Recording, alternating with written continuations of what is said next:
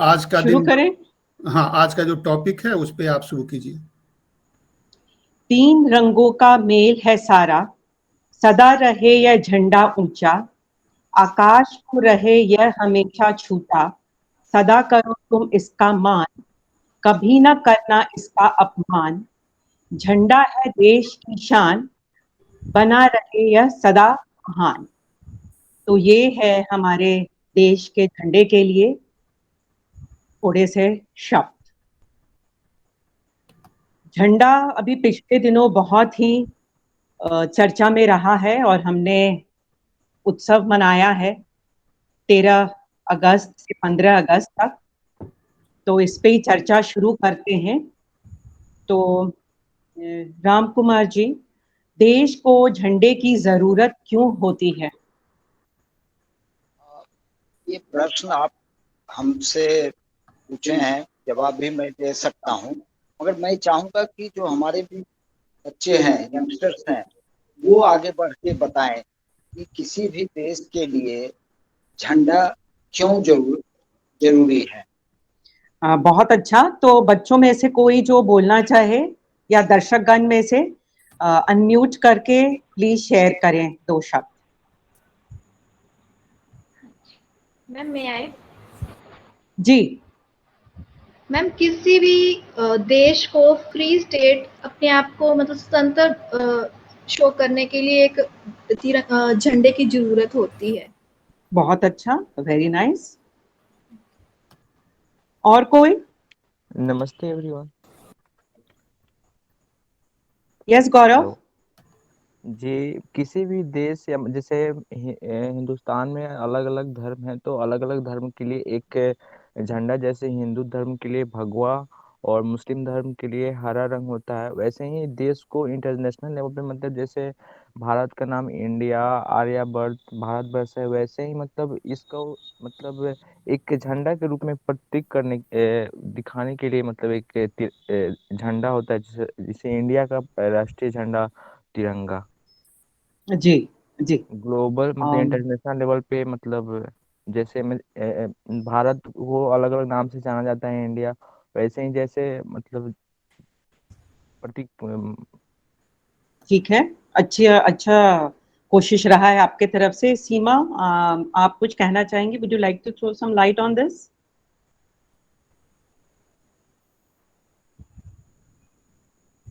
आई think उनको सुनाई नहीं दे रहा है। राम कुमार जी। कि मैं सिर्फ यही ये दोनों बच्चे बहुत अच्छी बात किए हैं। ये हमारी पहचान है, और हम सिर्फ एक सेंटेंस में ये बताना चाहूंगा, किसी भी देश का आन बान शान का निशानी झंडा होता है। इसके लिए हम हमेशा सदियों से मर मिटने के तैयार थे, हैं और रहेंगे। तभी हमारा अस्तित्व या हमारी पहचान बरकरार रहेगी। झंडा का मकसद ये होता है, हमारी अस्तित्व, हमारी पहचान, हमारी मर्यादा, हमारा पुस्तक, या जो भी समझे हमारी ताकत, सब कुछ यही है। और जैसा कि मैंने बोला, हमारा आन बान शान है। तो आप जब भी इंटरनेशनल फोरम पे लीडर्स मिलते हैं, स्पोर्ट्समैन मिलते हैं, तो किसी के नाम से आइडेंटिटी नहीं होती है। एक झंडा तिरंगा ऊपर जाता है और पूरे देश में ताली बजने लगती है, फेसबुक अपडेट, व्हाट्सएप अपडेट्स होने लगते हैं। तो वो एक झंडा है जो हम सबको यूनाइट करता है। राष्ट्र ध्वज का महत्व क्यों है? कौन बताएगा मुझे कि इसका महत्व क्या है? कोई भी शुरू कर सकता है, जिसके भी दिमाग में कुछ भी आए। और घबराइए मत, सही भी हो सकते हैं, गलत भी हो सकते हैं। गलत तो कोई होता नहीं है, विचार में केवल भेद होती है। तो please go ahead and speak.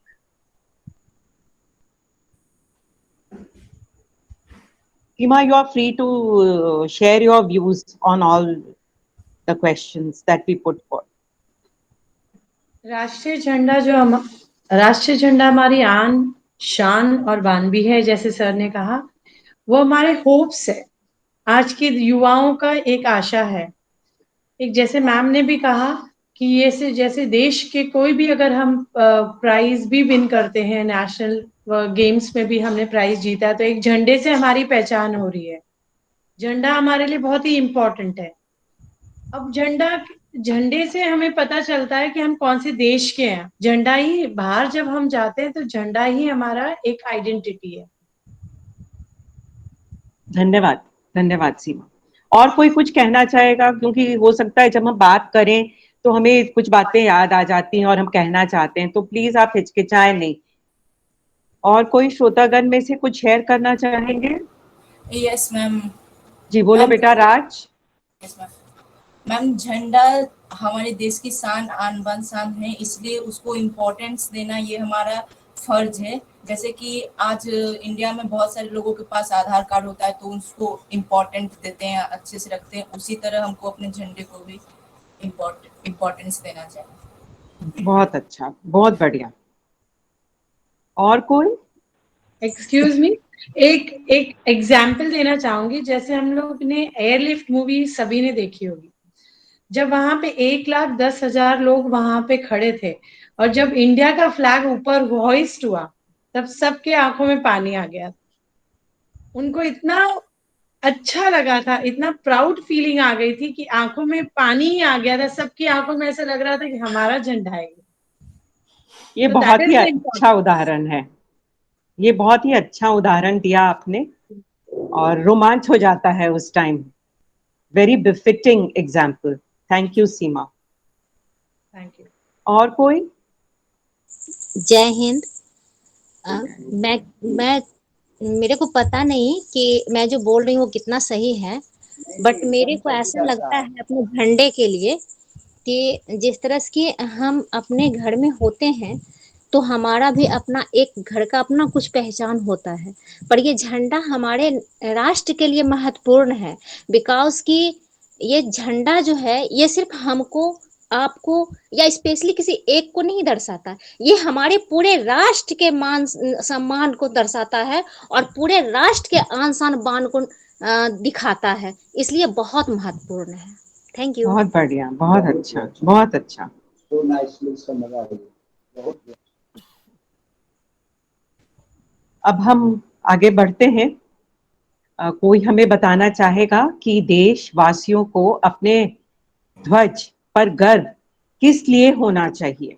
सब इंटर रिलेटेड क्वेश्चंस हैं, बस थोड़ा सा वेरिफिकेशन है। तो आपको क्यों गर्व होना चाहिए? Why should you be proud of your national flag? May I? Yes Gaurav. हम हम भारतीय को अपने राष्ट्रीय झंडा पे इसलिए गर्व होना चाहिए क्योंकि हमारा झंडा एक प्राकृतिक रूप में भी, मतलब नेचर में भी दिखाई देता है। जैसे जब सूरज की रोशनी, उसके नीचे बादल और नीचे हरियाली, ये तीनों नेचर में हमारे झंडा जब दिखाई देता है इवनिंग के टाइम, तो और ये तीन रंग हमारे देश की, मतलब भगवा रंग हमारे देश की ताकत को दर्शाता है, केसरिया उस पे हम श्वेत बाद रंग। में आएंगे गौरव। अभी तो आप हमें बस व्हाई शुड बी प्राउड, गर्व क्यों होना चाहिए, आप उसको इलैबोरेट करेंगे। मैम कहना है? जी राज।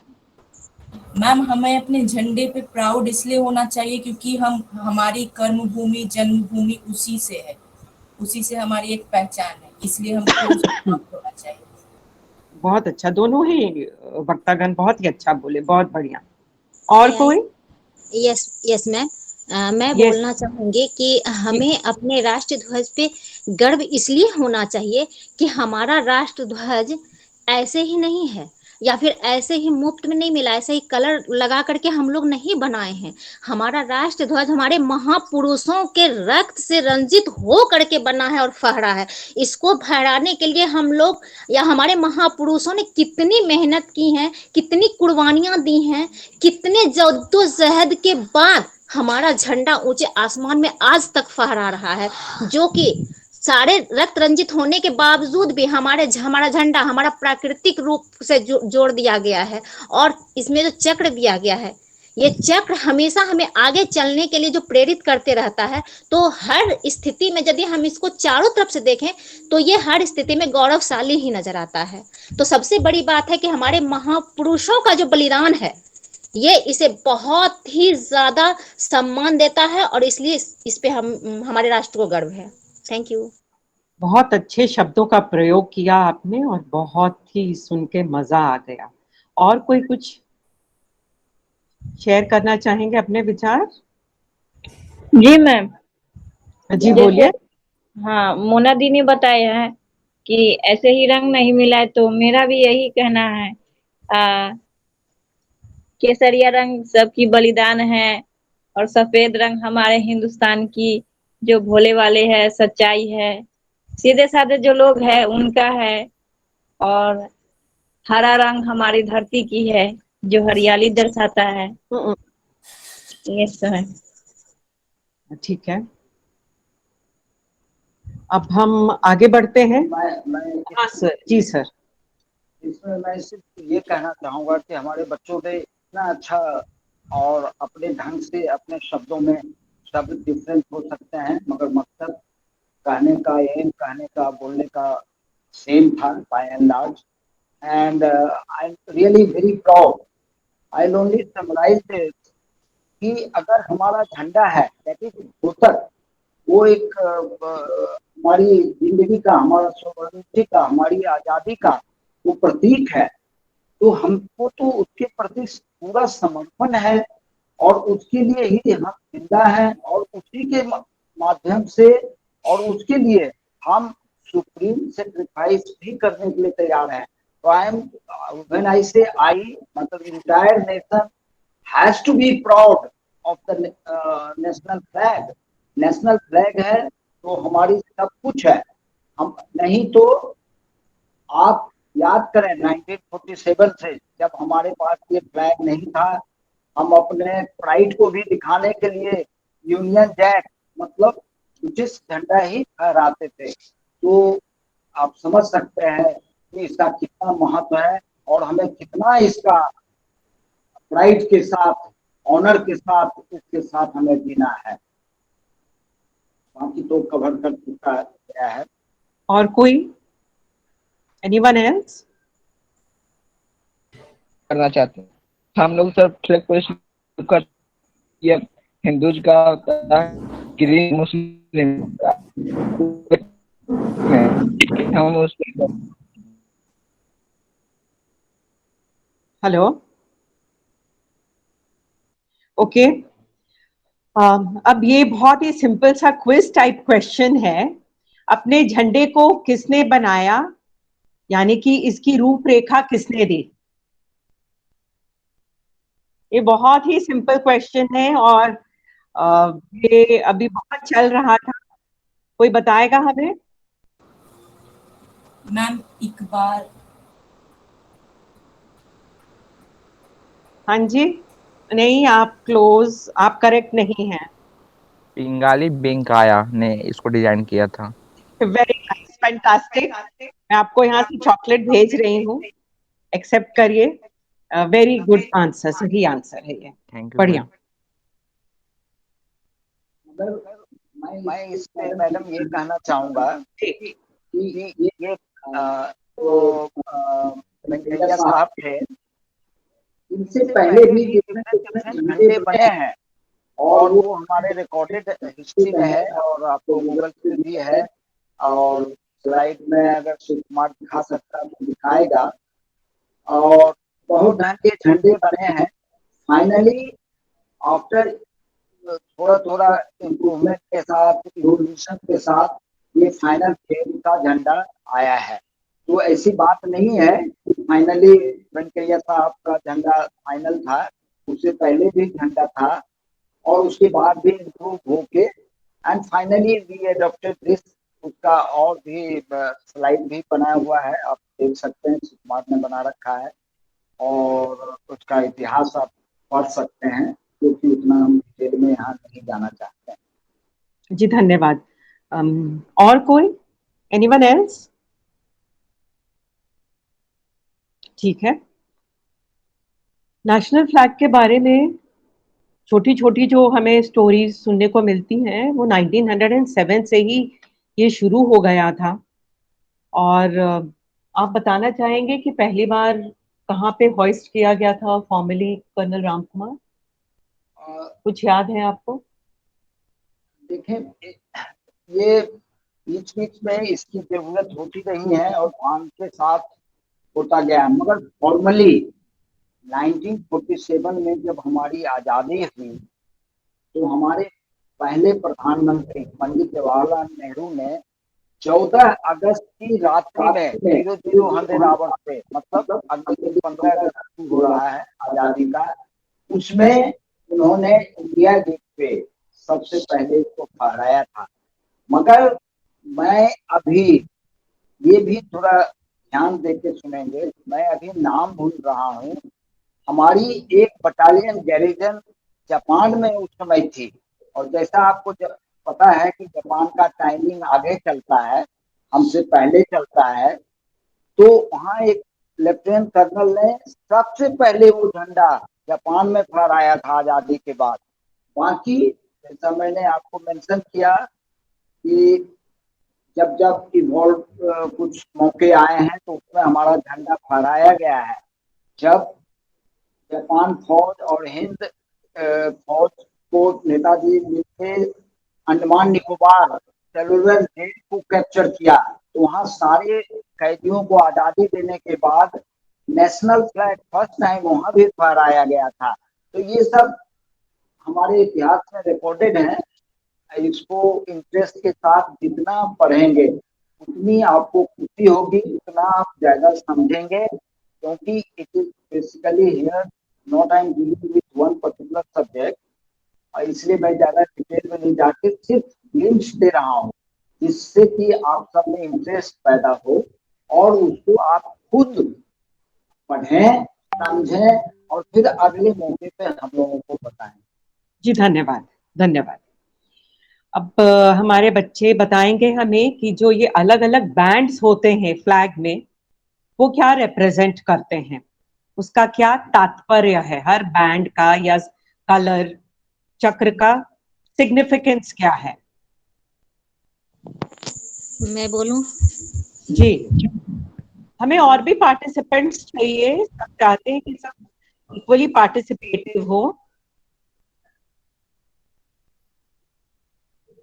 Please go ahead. Thank you. ये जो हमारा फ्लैग है, इसमें जो 3 रंग हैं, तो केसरिया जो है वो हमारी ऊर्जा का प्रतीक है। हम में जो बल भरता है वो केसरिया भरता है, और इसमें जो सादा रंग है वो हमारे सच्चाई और हमारी सादगी का प्रतीक है, कि हम कितने सादे हैं, कितने सच्चे हैं, हमारे ऑनेस्ट का वो प्रतीक है। एंड हमारा जो ग्रीन कलर है, हरा रंग है, वो हमारी धरती का जो है उसका प्रतीक है। हरे रंग का प्रतीक है हमारी धरती का, यानी हमारे किसान का। हमारा किसान जो है वो जो मेहनत करते हैं उनका वो प्रतीक है, उनका वो शान है। और वो जो चक्र उसमें है वो हमारे प्रगति का प्रतीक है, कि वो हमें आगे बढ़ने को प्रेरित करते हैं। तो ये जो हमारा नारा है, जय जवान जय किसान मेरा भारत है महान, तो ये तीनों रंग और वो चक्र, ये इस नारे को पूरी तरह से ये करते हैं।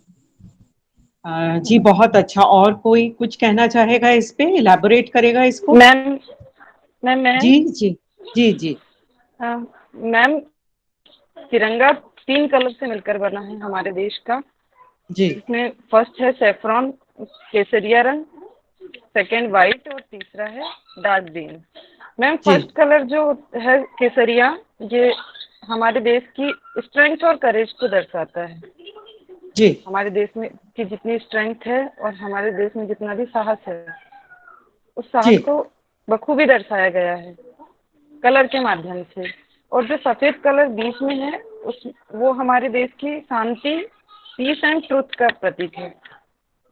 हमारे देश में जो शांति और सत्यता है उसका प्रतीक दर्शाया है। और जो तीसरा है ग्रीन, डार्क ग्रीन कलर, वो हमारे देश की जो उपजाऊता और जो ग्रोथ है, जो हमारी हरियाली है, उसका प्रतीक है हमारे देश में। बहुत अच्छा।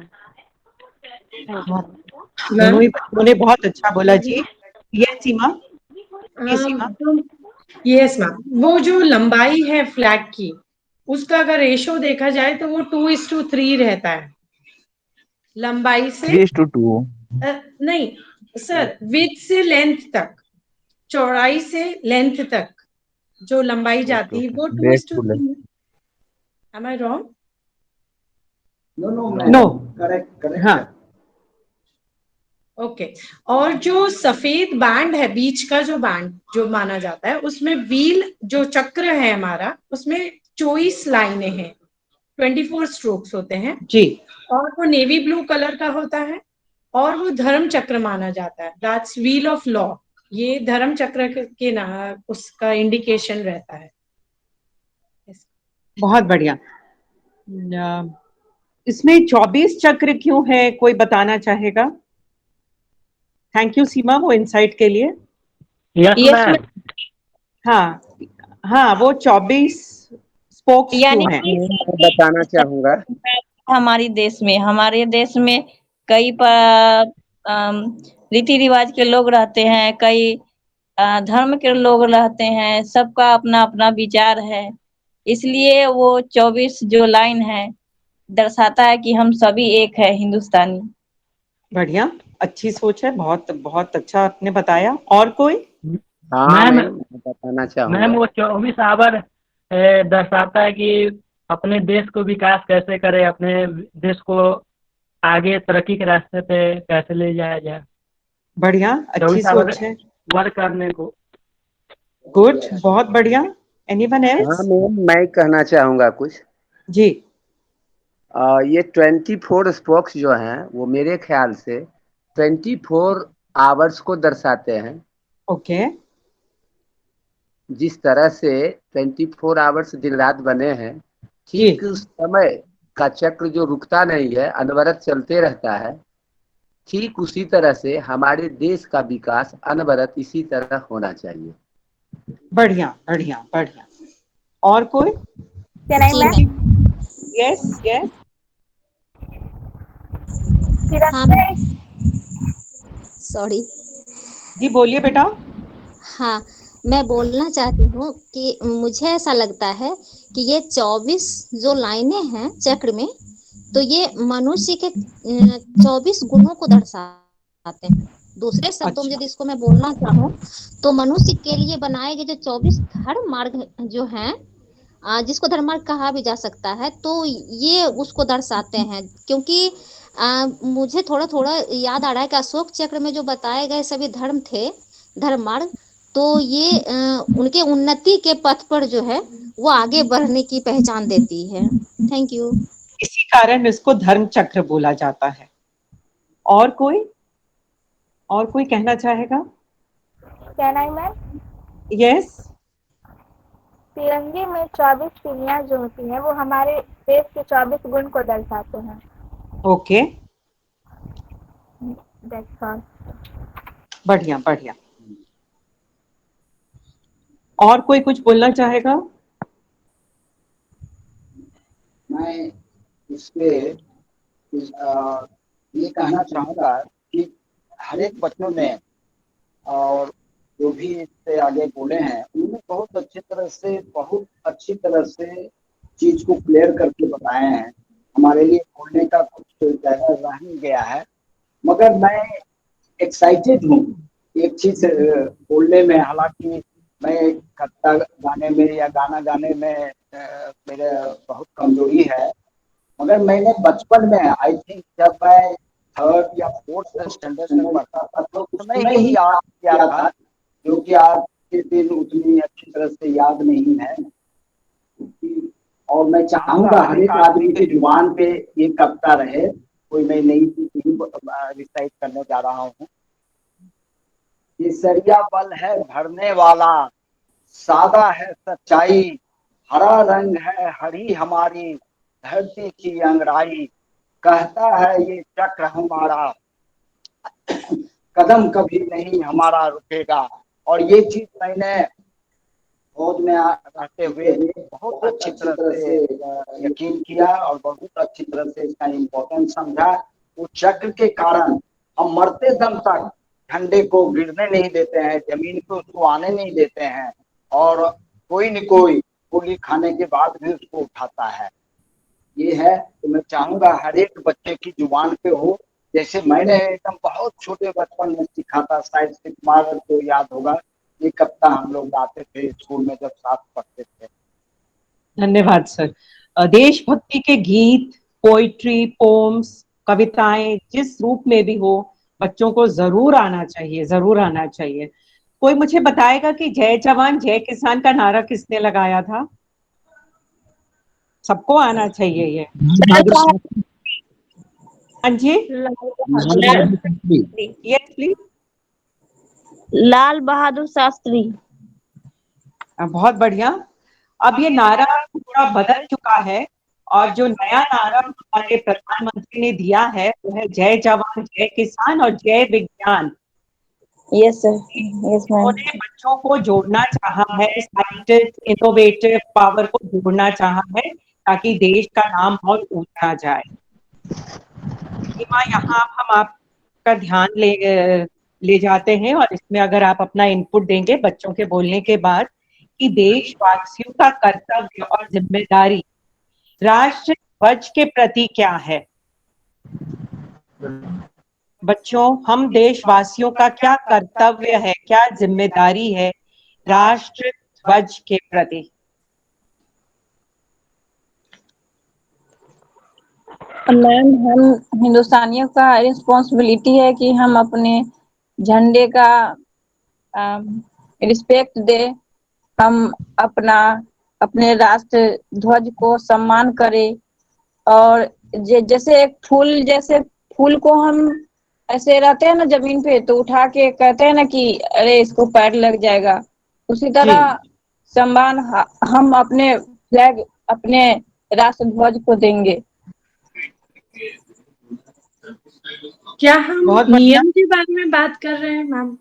जी जी सीमा, कुछ नियम होने चाहिए ना, रूल्स होने चाहिए। अभी सबको पता होगा कि गवर्नमेंट ने नए रूल्स शूट किए हैं, तो आप अपना प्लीज अटेंशन इस पे दीजिए, आप हमें एनरिच करिए। एक बात है कि तिरंगा को फहराने के लिए कुछ जो नए नियम आए हैं, उसमें एक ये नियम है कि झंडा हाथ से काते हुए होने चाहिए, बुनी हुई ऊनी, सूती, सिल्क ऐसे वस्त्र का खादी से बना हुआ होना चाहिए। अब पॉलिस्टर और मशीन से जो बने हुए जो ध्वज है, उसका भी उपयोग किया जा सकता है। फिर झंडे का जो आकार है, साइज जो है, शेप है जो, उसके बारे में भी डिस्कस है। लंबाई और चौड़ाई का जैसे हमने बात की थी, तो अब ये 3:2 मैं बता रही हूँ, जैसे 2:3 में बता रही थी विद और लेंथ, ये लंबाई और विद की बात है। 2:3 था, अगर विद और लेंथ ले तो वो होना चाहिए। केसरिया रंग जो है वो नीचे की तरफ झंडा लगाया या फहराया नहीं जा सकता किसी भी हाल। ऐसे कई नियम हैं। सूर्योदय और सूर्यास्त के बीच में ही तिरंगा फहराया जा सकता है। झंडे को जमीन पे नहीं रखा जा सकता। झंडे का आधा झुकाकर हम फहराया नहीं जा सकता। उसके सिवा इमारतों पर झंडे का आधा झुकाकर फहराने का आदेश भी किए गए थे, वो भी जो गलत तरीके से है वो हमको रोक देना चाहिए। झंडे को कभी पानी में नहीं डुबोया जा सकता, किसी भी तरह कोई भी डैमेज नहीं पहुंचाया जाना चाहिए। झंडे के किसी भी भाग को जलाने, नुकसान पहुंचाने के अलावा मौखिक या शाब्दिक तौर पर भी हमें ध्यान रखना चाहिए कि इसका अपमान नहीं होना चाहिए। काफी सारे इसके रूल्स और नियम इसीलिए बनाए गए हैं कि हम झंडे का तो उपयोग करें, झंडा हमारी जैसे शान है, सभी को झंडा उपयोग करने का फ्रीडम है, आजादी है, बट उसके कुछ नियम है जो हमें फॉलो करना बहुत जरूरी है। झंडे का कमर्शियल इस्तेमाल भी नहीं करा जा सकता है। झंडे को किसी भी जैसे कोई भी डांस और में भी हम उपयोग करते हैं, तो निचले हिस्से में हम झंडे का उपयोग नहीं कर सकते। किसी भी कार्यक्रम में जैसे ये बताया मैंने, वक्ता को मेज को ढकने, टेबल को ढकने या मेज को सजाने के लिए झंडे का इस्तेमाल नहीं किया जा सकता। गाड़ी, रेलगाड़ी, जैसे कोई भी वायुमान की छत हो या पिछले का हिस्सा का ढक्कन में यूज नहीं किए जा सकते। झंडे का इस्तेमाल किसी इमारत पे पर्दा लगाने के लिए नहीं किया जा सकता। फहराए गए झंडे का हमें ध्यान रखना चाहिए कि सम्मानजनक रहना चाहिए। फटा या मैला कुचेला झंडा नहीं फहराया जाना चाहिए। यदि झंडे को किसी मंच पर फहराया जाए तो उसका भी ये सारे नियम को ध्यान रखते हुए ही फहराना चाहिए। किसी दूसरे झंडे या पताका का राष्ट्रीय झंडे से ऊंचा या उसके ऊपर नहीं होना चाहिए। ये काफी नियम है बहुत छोटे छोटे नियम, लेकिन उनका पालन करना बहुत जरूरी है। बहुत बहुत धन्यवाद सीमा। मैम मैं एक बात जोड़ना चाहूंगा। हाँ जी बेटा। ये जो मैम अभी बोली है कि मॉर्निंग में फ्लैग होस्ट किया जाता है, नाइट में नहीं। बट 2009 संशोधन संविधान में लागू किया गया है कि हम नाइट में भी तिरंगा को फहरा सकते हैं। इससे मैं एक क्लेरिफिकेशन देना वो ऊंचा रहना चाहिए, पोल ज्यादा ऊंचा और लाइट की रोशनी रहना चाहिए, वहाँ हम फहरा सकते हैं। इसमें एक चीज समझने की बात है, जो मैडम ने बात की है, जब आप नेशनल फ्लैग को बाहर खुले में फहराते हैं तो उस समय सनराइज और सनसेट के साथ ही होना चाहिए और सनसेट के बाद उसको उतार लेना चाहिए खुले में। मगर अगर आप झंडे को अंडर कवर कर रहे हैं, किसी मकान के नीचे कर रहे हैं या किसी लेक्चर हॉल में कर रहे हैं जहाँ वो खुले में नहीं है, तो सनसेट के बाद भी आप फ्लाई कर सकते हैं। और इस चीज को basically what madam was trying to tell you. और मैं भी कुछ जोड़ना चाहता हूँ जी। एक झंडे का नियम और ये है कि अगर कोई हम जुलूस निकालते हैं तो उसमें जो व्यक्ति आगे का होगा वही झंडा को बियर कर सकता है, कैरी कर सकता है, और वह हमेशा झंडे को दाएं कंधे पर रख के आगे बढ़ सकता है। और मैं एक चीज और ऐड करना चाहता हूँ कि मतलब जो आंदोलन लोग करते हैं उसमें नेशनल फ्लैग का यूज नहीं करना चाहिए जी। और स्पेशली अगर वो पीसफुल नहीं हो या एंड रिजल्ट उसका पीसफुल नहीं हो तो बेटर है कि हम नेशनल फ्लैग यूज ना करें, क्योंकि जो व्हाइट कलर है वो पीस का प्रतीक है, शांति का प्रतीक है। तो हम अपने झंडे का रिस्पेक्ट नहीं कर रहे हैं, सम्मान नहीं कर रहे हैं।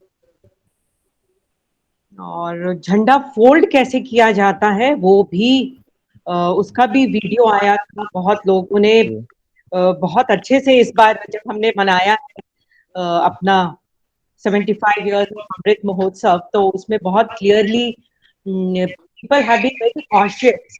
वो कॉन्स्टेंटली झंडा जमीन पे ना गिराए, मोड़ के ना फेंके। पहले हम बहुत कम छोटे रूप में सेलिब्रेशन हुआ था तो भी झंडे बहुत फेंकते रहते थे हर जगह। मैम झंडा बहुत रिस्पेक्टफुली लोगों ने इतने घरों में लगा था। राम कुमार म्यूट कर लो अपने को, जो बात कर रहा हूं म्यूट करो। हाँ बोलिए अपर्णा जी।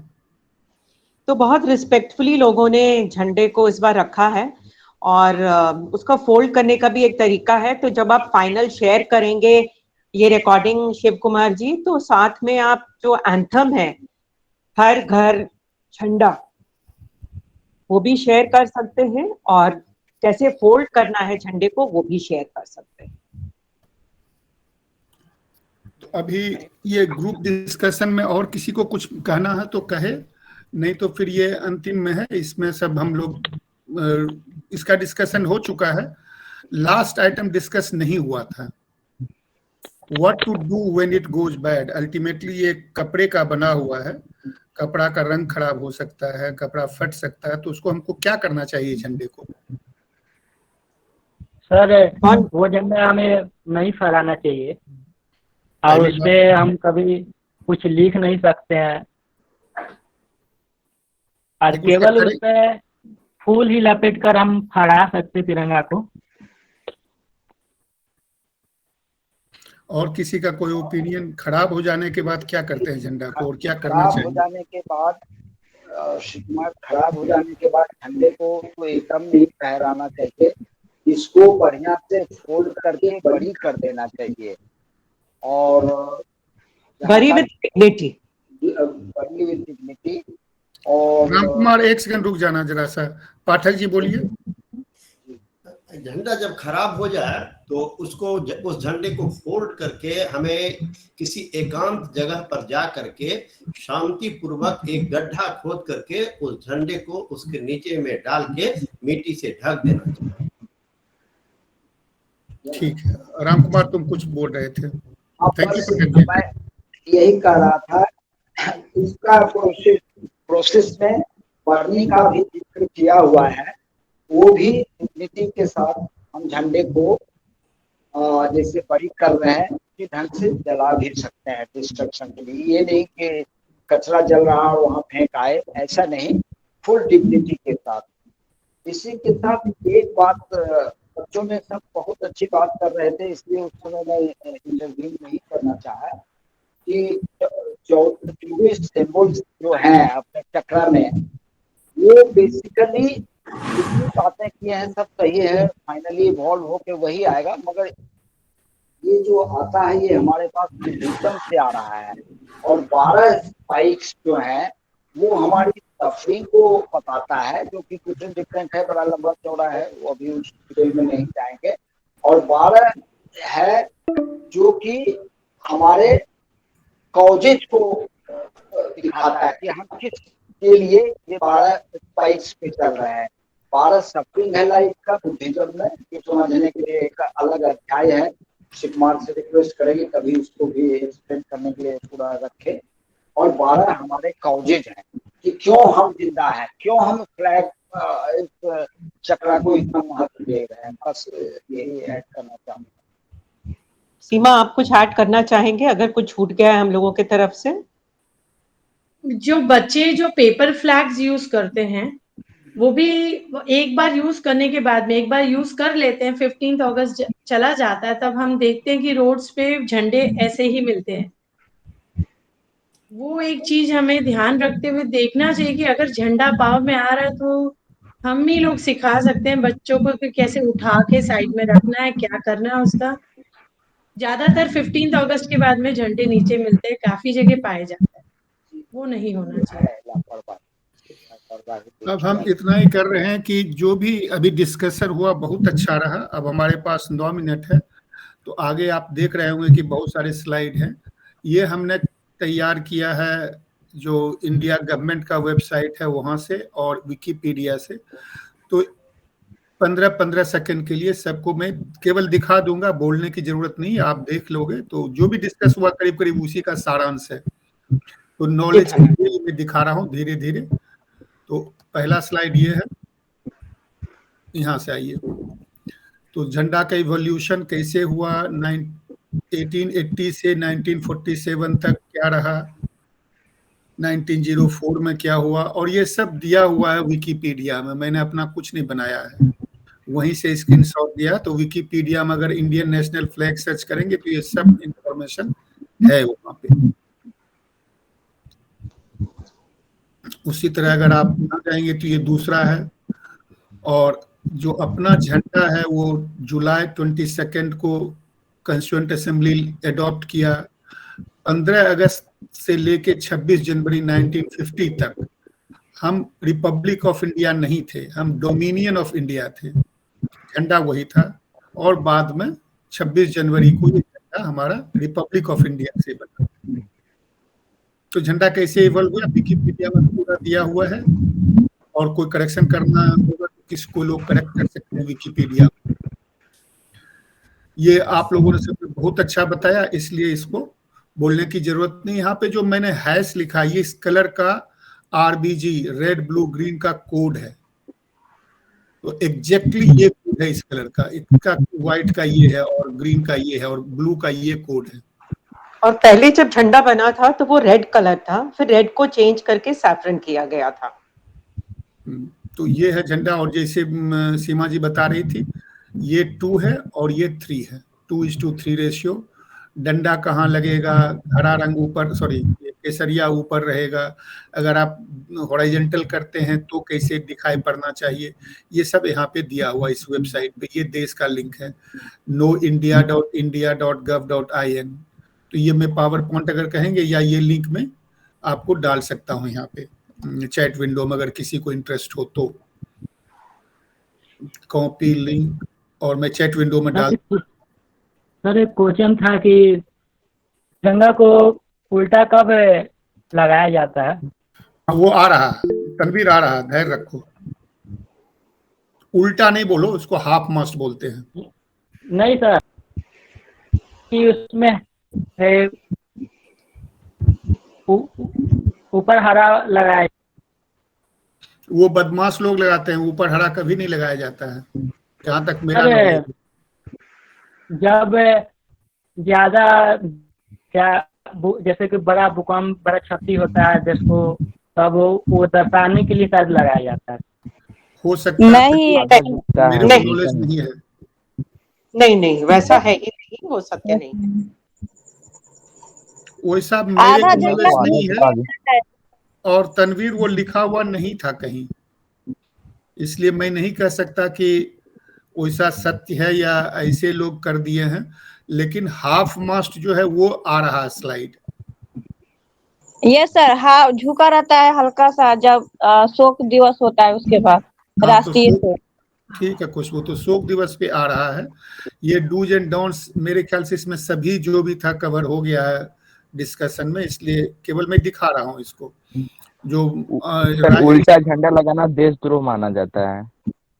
हाँ, तो तनवीर मेरे ख्याल से वो जो होगा ना, या तो नेशनल कैलेमिटी रिसेंट पास्ट में हुआ नहीं है इसलिए हमने नहीं देखा, लेकिन हमने जो पढ़ा उसमें कहीं वो लिखा हुआ नहीं था। हो सकता है। हाँ, उसके बाद ये हो सवाल बाद में, पहले खत्म करने दो, फिर सवाल ही सवाल है। इस जब झंडा फहराया जाता है तो ये नेशनल एलियंस का पढ़ा जाता है। और ये सेंटेंस मैंने इसलिए लिखा है ताकि आप लोग को याद रहो। इसको हिंदी रूपांतर भी होगा तो हिंदी वाला भी खोजना पड़ेगा, लेकिन वेबसाइट पे अंग्रेजी में ही दिया जाता है। फोल्डेड हाथ से प्रणाम की मुद्रा में ये पढ़ना चाहिए जब फहराया जाता है झंडा तब। उसके बाद ये हो गया गवर्नमेंट एजेंसी एक्सेप्ट डिफेंस का नियम थोड़ा अलग है। ये मेरा मोटा मोटी सब आप लोगों ने कवर कर लिया था इसको, इसलिए मैं इसके बारे में ज्यादा बोल नहीं रहा हूँ। लेकिन ये लिखा हुआ है, अगर स्लाइड चाहिए किसी को तो मांग सकता है, मैं पूरा पावर पॉइंट भेज दूंगा। लेकिन वो वेबसाइट जो मैंने अभी चैट विंडो में डाला, वो वेबसाइट पे ये सब दिया हुआ, मैं वही से लिया। और हाफ मस्ट अलग अलग लिए लोगों के लिए अलग अलग नियम है। President, vice president, prime minister के लिए पूरे इंडिया में, स्पीकर लोकसभा और चीफ जस्टिस के लिए दिल्ली में केवल। पढ़ लो आप। अब इसके बाद क्वेश्चन आंसर जो भी पूछना हो पूछो। मैं देखता हूँ कितना टाइम रह गया इस कॉल में। अभी 4 मिनट है, अगर इससे ज्यादा चाहिए तो मैं अगला लिंक भेजूं, नहीं तो फिर कॉल खत्म करेंगे। किसको प्रश्न था पूछो। मेरे 2 क्वेश्चन हैं सर। बोलो, पूछो। सर पहला ये कि सर झंडा के फहराने के 10 नियम होते हैं, उसमें से एक नियम है कि सूर्योदय से लेकर हम सूर्यास्त तक झंडा को फहरा सकते हैं। लेकिन हम देखते हैं कि इंडिया में जितने भी सारे स्टेशन है वहाँ पे झंडा लगाया गया है कि जो 24 घंटा फहरता रहता है। तो इसका क्या मतलब, इसके पीछे का क्या कारण है, ये जानना चाहता हूँ मैं। और दूसरा ये है, दूसरा क्वेश्चन ये है सर, दूसरा क्वेश्चन जैसे पहला क्वेश्चन आपने आजकल देखा होगा कि बहुत लंबे लंबे झंडे फहराए जाते हैं रेलवे स्टेशन पे और पब्लिक स्टेज पे। ये वो सजेस्टिव से बाहर आके किया जाता है। सजेशन तो यही है कि आप, it is all suggestive, it's not a default कि आपने झंडा बाहर शाम के बाद भी फहराया हुआ छोड़ दिया तो आप पे कानूनी कार्रवाई होगा। No, that is basically third of respecting. मगर ये झंडे जो बड़े बड़े आप देखते हैं वो स्पेशल झंडे हैं और उसके लिए स्पेशल एक्सेप्टेंस है, और जिसके कारण आप उसको रात में भी देखते हैं पब्लिक प्लेसेस पे फहरता हुआ, और रेलवे स्टेशन पे खास करके, या कोई अच्छे शहर का चौराहा हो, ये हो, आजकल बहुत इस ढंग का मैंने देखा है। तो ये उसके अंदर आता है।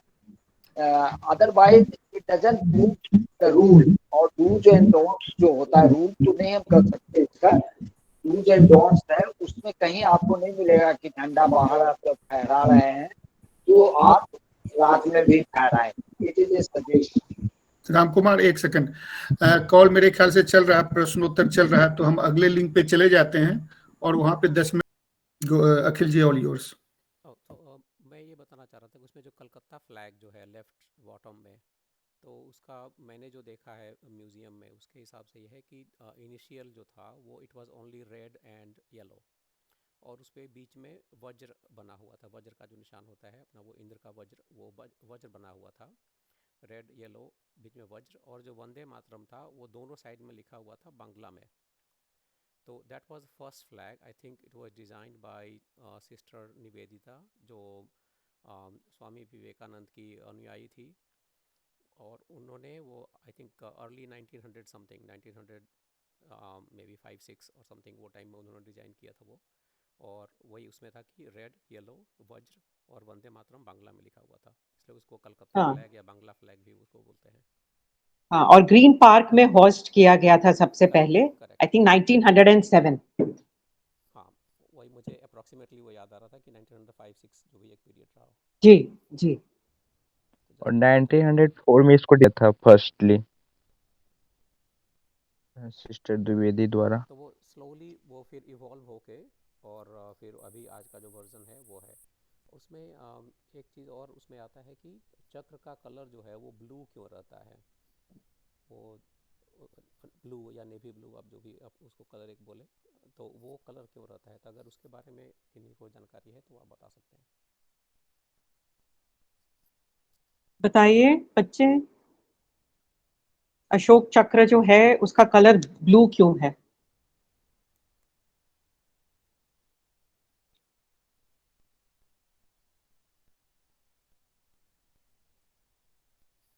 ठीक है, तो मुझे लग रहा है हम लोग बाद में अपना शेयर कर सकते हैं, जिसको भी जानकारी होगी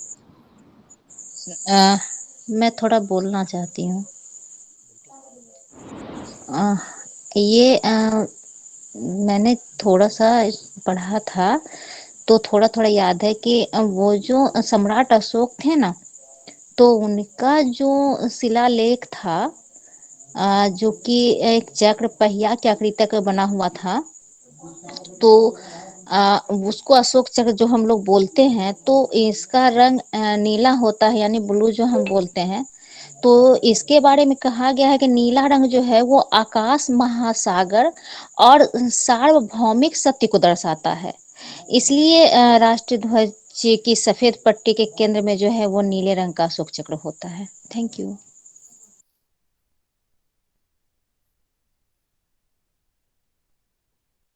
सर, मेरा दूसरा क्वेश्चन ये था कि सर बहुत सारे लोगों ने बताया जो अशोक चक्र में जो 24 से स्पोक्स लगे हुए हैं वो धर्म को दर्शाता है, और दूसरे लोगों ने बताया कि ये 24 घंटे को दर्शाता है। तो इसका सही क्या ओपिनियन क्या है, मतलब धर्म को दर्शाता है या 24 घंटे को दर्शाता है?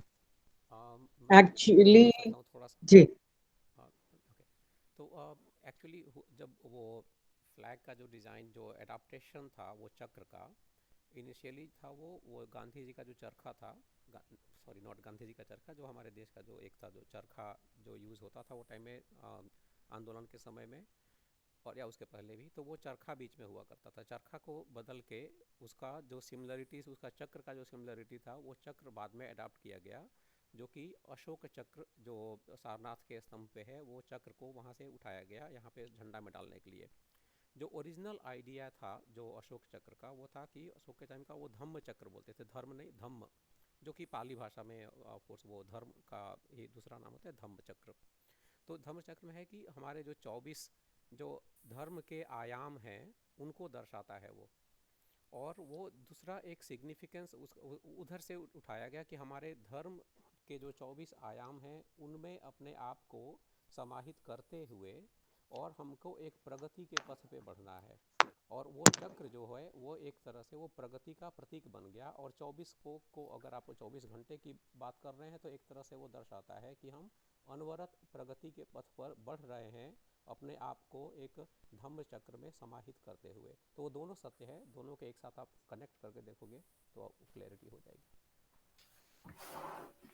क्योंकि हमें कहा जाता है कि 24 क्वालिटीज होने चाहिए इंसान में, 24 क्वालिटीज होनी चाहिए अगर हम अपने स्क्रिप्चर्स रिलीजियस बुक्स में वापस जाएं तो। और 24 क्वालिटीज के साथ ये 24 रिलीजियस पाथ्स होते हैं हमारे। तो ये सब कनेक्शन है। और क्योंकि अशोक चक्र है, अशोक धर्म चक्र है, तो definitely it is connected to Buddhism also. और इस पे बहुत विचार हो सकते हैं, जो हम पढ़ेंगे जो हमसे मैच करता है हमारा विचार वो हम पिकअप कर सकते हैं। एक मिनट। A wheel generally क्या है? Progress, move forward. So it signifies that is also a connect. Aparna ji जरा पाठक जी को बोलने दीजिए। जी। ये जो अभी तिवारी श्रीमान जी ने जो बोला उन्होंने बहुत अच्छी बातें कही। ये महात्मा बुद्ध के 3 पिटक हैं, त्रिपिटक, सुत्त पिटक, विनय पिटक और अभिधम्म पिटक। तो उसमें ये फिलोसफिकल टर्म है, इसको हम आप बच्चे थोड़ा समझने के लिए आपको फिलोसफी में जाना होगा। तो दुख बुद्ध के अनुसार कि दुख है क्या, दुख क्यों होता है, बुद्ध ने क्यों घर छोड़ा, तो दुख का उन्होंने 12 कारण बताया है कि दुख जो हमें जो दुख होता है वो 12 दुख और 12 कारण है कि वो दुख से छुटकारा हमें कैसे हो। 12 कारण हमारे दुख होने के 12 कारण हैं और 12 कारण उसके निदान के हैं। तो वो दोनों मिलकर के जो इसके बारे में सुत्त पिटक में बहुत अच्छे से वर्णन किया गया है और वही 24 तीलियां हमें बताती हैं। पाठक जी कौन सा किताब का नाम बोला आपने? सुत्त पिटक, त्रिपिटक है महात्मा बुद्ध का जो संदेश है जी। तो उसमें इसका बहुत अच्छे से वर्णन आया है। जी गौरव बाबू, तो तुमको रिसर्च करना पड़ेगा पढ़ाई के साथ और फिर अगली बार कभी मीटिंग में आओगे वेबिनार में तो हमें बताना उसमें जो पढ़े उसके बारे में। जी मैंने पढ़ा है इसके बारे में, सुत्त पिटक, विनय पिटक और अभिधम्म पिटक का। तो उसमें 12 आपको कारण, दुख है, दुख का कारण है, उसके कारण के इसी प्रकार से आपको मिलेंगे और वो 12 दुख के कारण हैं और 12 उसके निदान हैं, यही है 24। तो वही 24 धम्म जो बोलते हैं वही होगा। जी मेरे को ज्ञान नहीं था, कुछ सीखने को मिला, अच्छी बात है। हमेशा कुछ न कुछ सीखना पड़ेगा। अभी गौरव तुम्हारा और कोई प्रश्न है? No sir.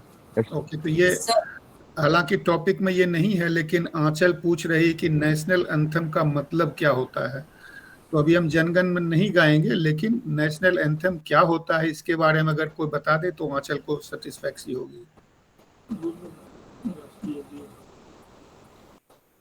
सर मेरा एक क्वेश्चन था। राज रुको, क्वेश्चन अभी आंचल की चल रहा है तो उसके बाद ना तुम पूछोगे।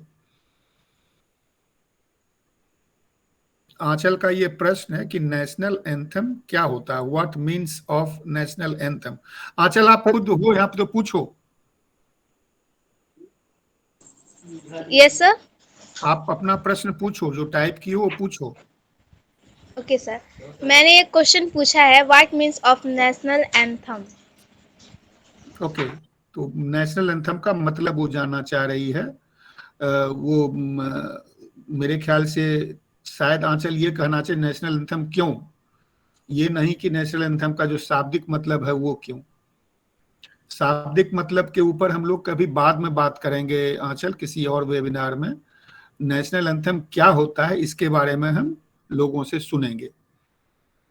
मैं इस पे थोड़ा सा बोल सकता हूँ, जी हमारे जो बाकी लोग हैं वो करेक्ट जब एक एंथम आप वर्ड यूज़ करते हो, एंथम का एक्चुअल होता क्या है कि कोई भी एक गाना, जैसे आप सुने होंगे यूथ एंथम या नेशनल एंथम ऑफ कोर्स है ही, एक आपको जो स्पोर्ट्स के एक्टिविटी लाइक कॉमनवेल्थ का जो गेम्स होता है उसका एक एंथम होता है, एक ओलंपिक का गेम होता है उसका भी एंथम होता है। तो एंथम का एक सिंपल मीनिंग होता है कि कोई भी ऐसा एक गाना जो सामूहिक रूप से सब लोग मिलकर गा रहे हैं और उससे उनमें उनके अंदर एक ऊर्जा भर जाए, ताकत आती है, उसमें एक ताकत आए, उसमें एक ऊर्जा से वो भर जाए। जो वीर रस की जो कविता होती है जनरली, जैसे आप सुने होंगे, तो उससे एक अंदर में ऊर्जा भर जाती है। तो एंथम जो है उसका मेन कारण वही होता है, उसका पर्पस वही रहता है कि आपके अंदर वो एक ऊर्जा भर दे। तो जब आप नेशनल एंथम की बात आती है तो एक वो राष्ट्रगान हो गया कि वो राष्ट्र के लिए समर्पित है वो, और उसको सुनकर आपके अंदर में एक ऊर्जा का एहसास हो, एक ऊर्जा भरे, आप अपने देशभक्ति के तरफ आपका जो झुकाव है वो और बढ़े। पेट्रियाटिक कंपोजिशन जो आपको ताकत दे, जोश भरे आपके अंदर। जब आप मार्च करें तो एक इसकी मार्चिंग बीट्स होती है जनरली, ऐसे नहीं कि कोई भी गाना रिदम वाला हो जाए, इसमें बिल्कुल मार्चिंग वाली बीट्स होनी चाहिए जिससे आपको ताकत मिले, शक्ति मिले, फीलिंग ऑफ पेट्रियोटिज्म आए। इसीलिए उसके शब्द जो हैं बिल्कुल देश के हर कोने से रिलेटेड होते हैं।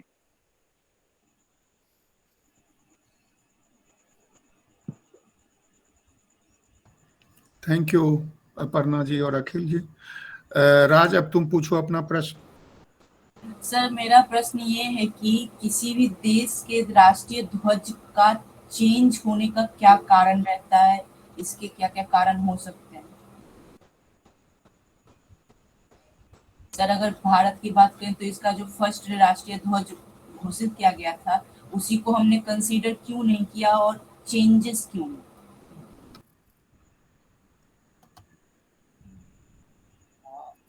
आपका प्रश्न बहुत अच्छा इंक्विजिटिवनेस के साथ है, और बदलाव तो प्रकृति है बेटा। अगर पहला फ्लैग देखोगे उसमें हम गुलाम थे, अंग्रेज का जैक है, तो उसका घोतक तो हम नहीं रख सकते। फिर जब 1947 में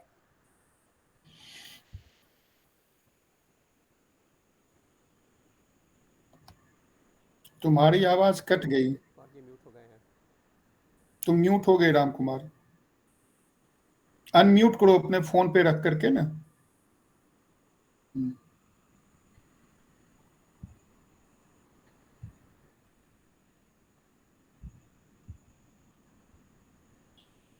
मैंने म्यूट हो। आई थिंक राम कुमार जी बताना चाह रहे थे कि जब पहला फ्लैग जब बना था वो टाइम में हम एक गुलाम देश थे, यूनियन जैक ही अपना इंडिया का फ्लैग भी हुआ करता था। बाद में जब धीरे धीरे स्वतंत्रता आंदोलन के दौरान जब धीरे धीरे लोगों को हुआ कि हम अगर जिस दिन हम आज़ाद होंगे उस दिन हमारा तिरंगा, हमारा झंडा कैसा होना चाहिए, जो नेशनल फ्लैग है वो कैसा होना चाहिए, तो एक कॉन्सेप्चुअलाइज होना शुरू हुआ वो टाइम से। और धीरे धीरे जैसे कि राम कुमार जी बताया कि बदलाव जो है वो प्रकृति का नियम है, तो उसमें बदलाव आए 1905-6 जो भी एक जब पहला बना था वो टाइम से लेके 1947 तक उसमें बहुत सारे चेंजेस आए, और चेंजेस के बाद एक जो फाइनली जो एक अप्रूव्ड वर्जन आया जो अभी आज है वो आज तक चल रहा है, वहाँ से अभी तक। हो सकता है किसी और देश का भी झंडा कभी कभी झंडे में बदलाव आता है, उसका कारण मोर पॉलिटिकल मोटिवेशन रहता है कि पॉलिटिकली या अपना एक झंडा एक और जो है वो हमारी संप्रभुता का प्रतीक भी होता है। तो एक मान लो एक उदाहरण के तौर पे मैं बोल रहा हूँ कि ऑस्ट्रेलिया जो है उसके झंडा में आप देखोगे कि एक कॉर्नर पे यूनियन जैक आपको दिखाई देगा। उसका रीज़न ये है कि ऑस्ट्रेलिया पे अभी भी इनडायरेक्टली आप देखो तो क्वीन जो है यूके की, उनका एक शासन है, वो हेड ऑफ कॉन्स्टिट्यूशन जो है वो क्वीन है। मान लो कल को अगर वो चेंज होता है, उसमें पॉलिटिकल सिचुएशन में चेंज होता है और ऑस्ट्रेलिया फुल्ली इंडिपेंडेंट होता है जहाँ पे कि उसका यूके से कोई लेना देना नहीं है, तो वो केस में हो सकता है उनका झंडा फिर से बदल जाए और वहाँ पे जो यूनियन जैक जो एक कॉर्नर में है वो वहाँ से बदल के हट जाए। तो कुछ कारण हो सकते हैं बदलाव आने के, लेकिन हमारा जैसे अब तिरंगा की अगर बात कर रहे हो आप, तो तिरंगा जो 1947 में जो फहराया गया था जो कि फर्स्ट एडाप्टेड वर्जन था वो वैसे का वैसे अभी भी चल रहा है, उसमें कोई चेंज नहीं हुआ है।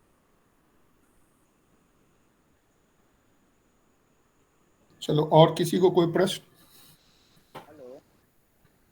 नहीं, तो अभी ऐसा है कि हम चाहते हैं आप लोगों से कि आप लोग ऐसे कौन से टॉपिक पे ग्रुप डिस्कशन किया जाए, इसका सुझाव आप हमको ईमेल करके बताएं। ईमेल होगा banprast@gmail.com। मैं टाइप कर देता हूं फिर से, और तिवारी जी ने भेजा है एक लिंक चैट विंडो में, तो वो आप लोग अपने टाइम से पढ़ सकते हैं। banprast@gmail.com ये ईमेल है, इस पे अपना सुझाव टॉपिक का भेज सकते हैं, किसी भी टॉपिक का, वेबिनार का भी और ग्रुप डिस्कशन का भी। और किसी को और कुछ कहना है तो आप कहें, नहीं तो कॉल खत्म करेंगे जैसा हम हमेशा करते हैं।